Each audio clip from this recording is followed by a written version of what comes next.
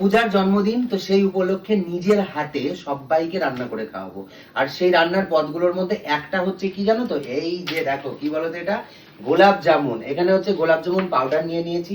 আর এখানে এখন বানাচ্ছি হচ্ছে সুগার সিরাপ।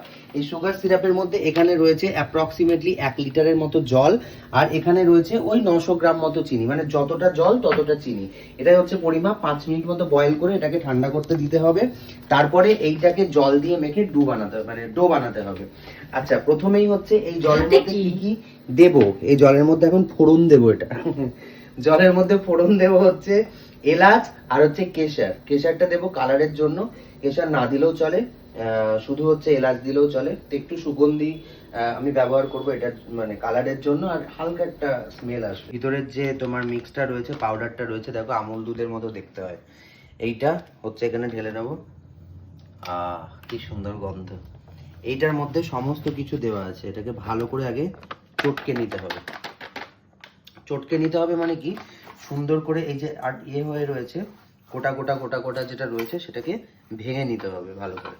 1 কাপ মতো জল, অ্যাপ্রক্সিমেট একটা হাতের আন্দাজে আমি ব্যবহার করব, যতটা লাগবে। কারণ বেশি যদি কোনো কারণে জল একটু বেশি হয়ে যায়, এটাকে কিন্তু পুরো ফেলে দিতে হবে, আর কোনো অপশন নেই। এই যে দেখো এখানে ডোগুলো তৈরি করে নিয়েছি।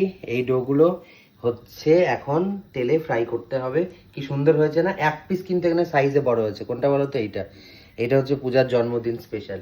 একটু সাইজে এদিক ওদিক হয়েছে, অত তো ইঞ্চি মেপে করা যায় না, তো একটুখানি সাইজে এদিক ওদিক হয়েছে। তো চলো এগুলো হচ্ছে এখন আমি তেলে ফ্রাই করব। তেলটা এখানে গরম হচ্ছে। এই যে তেল আমি এখানে গরমে বসিয়ে দিয়েছি। তেল এখানে গরম হচ্ছে, সাদা তেল। আর দেখো এখানে সুগারের মানে সুগারের সিরাপটার কালারটা দেখেছো কি সুন্দর হয়েছে না? কালারটা এটা এর জন্য, কেশরটার জন্য। এই যে দেখো ডোগুলো সুন্দর করে আমি ভেজে নিয়েছি।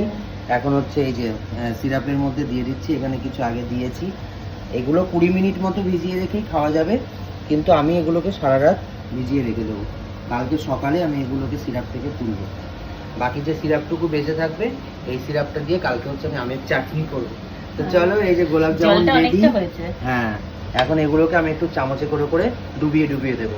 তারপর আমি দেখাবো কালকে সকালবেলায় ফাইনাল ভিডিওতে যে কি সুন্দর গোলাপ জামুনটা হয়েছে। এই যে সুন্দর করে বাড়িতে গোলাপ জামুন বানিয়েছি, কারণ হচ্ছে পূজার জন্মদিন। আজকে রয়েছে প্রচুর আয়োজন, তো তার জন্য এখানে তো শুরু হয়েই গেছে সকাল সকাল রান্না বান্না। এখানে দেখো প্রথমেই যে আইটেমটা দেখাবো সেটা হচ্ছে গোলাপ জামুন। এই যে সুন্দর গোলাপ জামুন এখানে রেডি হয়ে গেছে।